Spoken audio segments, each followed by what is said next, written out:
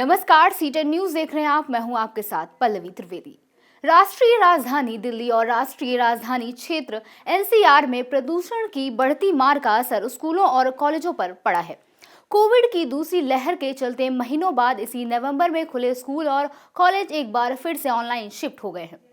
प्रदूषण से निपटने के लिए लगाए गए प्रतिबंध, 50% स्टाफ वर्क फ्रॉम होम, ट्रकों की एंट्री पर भी रोक, कंस्ट्रक्शन एक्टिविटी भी बैन, थर्मल पावर प्लांट भी बंद। वायु प्रदूषण से निपटने के लिए बड़ी कार्रवाई करते हुए केंद्र सरकार ने दिल्ली एनसीआर के सभी राज्यों को 21 नवंबर तक अपने दफ्तरों में 50% कर्मचारियों की उपस्थिति के साथ काम करने के लिए कहा है। इसके अलावा अगले आदेश तक सभी स्कूल बंद रहेंगे। सुप्रीम कोर्ट की सख्ती के बाद वायु गुणवत्ता प्रबंधन आयोग ने दिल्ली और उसके पड़ोसी राज्यों के साथ बैठकर मंगलवार देर रात प्रदूषण से निपटने के आपात उपायों की घोषणा कर दी है। बैठक में उत्तर प्रदेश, दिल्ली, पंजाब, हरियाणा और राजस्थान के शीर्ष अधिकारी शामिल हुए। एनसीआर के सभी राज्यों के मुख्य सचिवों को इन उपायों की निगरानी की जिम्मेदारी सौंपी गई है। दिल्ली एनसीआर का जो प्रदूषण का स्तर है उसको लेकर के कल माननीय सुप्रीम कोर्ट ने एयर क्वालिटी मॉनिटरिंग कमीशन को ये निर्देश दिया था कि वो ज्वाइंट मीटिंग करें। तो आज पंजाब, हरियाणा, उत्तर प्रदेश, राजस्थान और दिल्ली के अधिकारियों के साथ मीटिंग हुई है।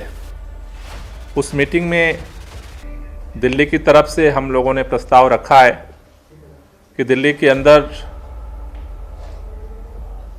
दिल्ली एनसीआर सभी जगह वर्क फ्रॉम होम को लागू किया जाए। दिल्ली के अंदर जो कंस्ट्रक्शन वर्क है उसे बंद किया जाए और साथ साथ उसे एनसीआर में भी लागू किया जाए। दिल्ली के अंदर इंडस्ट्री जो हैं उनको भी बंद करने का प्रस्ताव रखा गया है, जिससे कि प्रदूषण के स्तर को एक साथ दिल्ली एनसीआर के अंदर कंट्रोल किया जा सके। और भी अलग अलग राज्यों ने अपनी बात रखी है, जिसका डिटेल मिनट्स ऑफ मीटिंग का हम इंतज़ार कर रहे हैं कि एक एयर क्वालिटी मॉनिटरिंग कमेटी की तरफ से वो निर्णय जो है वो फाइनल आए, जिसके आधार पर फिर हम आगे के कार्रवाई की तैयारी शुरू करेंगे।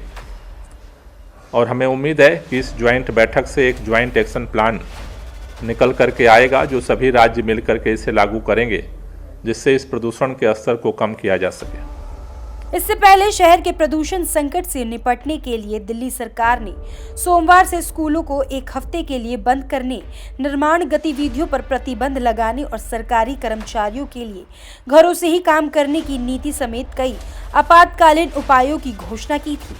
साथ ही सुप्रीम कोर्ट के निर्देश के बाद पंजाब, हरियाणा, उत्तर प्रदेश, राजस्थान और दिल्ली के अधिकारियों ने एक बैठक की, जिसमें प्रदूषण की रोकथाम के तरीके पर चर्चा की गई। वहीं उत्तर प्रदेश के गाजियाबाद में प्रदूषण स्तर को कम करने के लिए क्रमिक प्रतिक्रिया कार्रवाई योजना उपायों के तहत जुर्माना लगाया जा रहा है। दिल्ली में हवा की स्थिति लगातार बहुत बुरी श्रेणी में बनी हुई है। आज सवेरे भी दिल्ली का AQI 369 दर्ज किया गया है।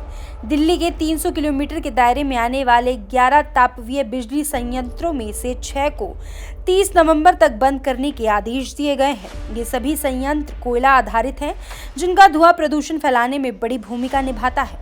इसके अलावा एनसीआर के सभी उद्योग जहां गैस का कनेक्शन है, उन्हें सिर्फ गैस से चलाने की ही अनुमति है। रेलवे, मेट्रो, एयरपोर्ट और राष्ट्रीय सुरक्षा से जुड़े निर्माण को छोड़कर अन्य सभी निर्माण गतिविधियों को 21 नवंबर तक रोकने का आदेश दिया गया है। बड़े पैमाने पर एंटी स्मॉग गन और धूल सोखने वाले वाहनों के उपयोग और पानी के छिड़काव के भी निर्देश दिए गए हैं। दिल्ली में जरूरी चीजों की आपूर्ति को छोड़कर अन्य सभी ट्रकों का प्रवेश 21 नवंबर तक रोक दिया गया है। 10 साल से पुराने डीजल वाहन, पुराने पेट्रोल वाहनों पर सख्ती बढ़ाई जाएगी। प्रदूषण फैलाने वाले वाहनों पर खास नजर रखी जाएगी। ट्रैफिक जाम न लगे, इसके लिए ज्यादा टीमें उतरेंगी। बीते 2 दिनों से बहुत खराब श्रेणी में चल रही है दिल्ली की हवा, मंगलवार को खिसक कर गंभीर श्रेणी में पहुंच गई। इसी बीच 141 शहरों की सूची में दिल्ली देश का तीसरा सबसे प्रदूषित शहर रहा। पहले स्थान पर हरियाणा का जिंद 428 और मानेसर 410 AQI के साथ दूसरे स्थान पर रहा। NCR के अन्य शहरों में औसत वायु गुणवत्ता सूचकांक में बढ़ोतरी हुई है। Bureau report C10 news.